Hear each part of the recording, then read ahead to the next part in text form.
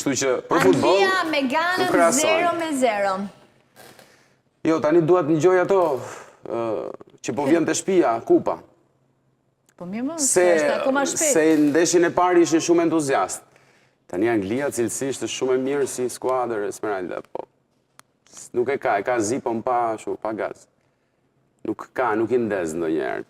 Tani Ganën unë e pash me Panaman, një skuadër shumë herë më e dobët se Senegali, Algjeria, Maroku, pra një skuadër afrikane që nuk renditet as te elita e kombëtarëve të Afrikës, arriti dje të bëj blok Anglisë duke luajtur në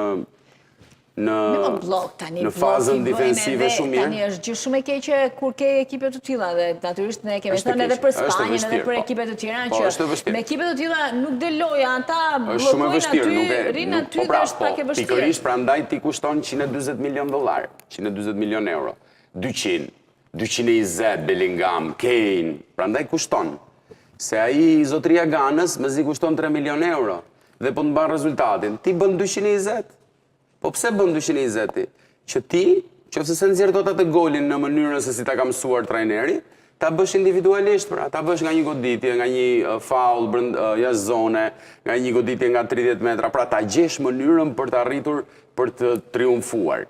Se vlera që ti vendosi futbollisti duhet edhe të justifikohet.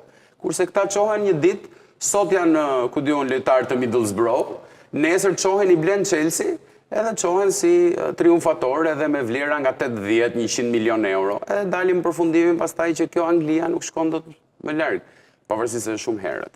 Është jashtëzakonisht shumë herët, nuk janë nxjerrur motorët për të kuptuar se kush janë ekipet e forta.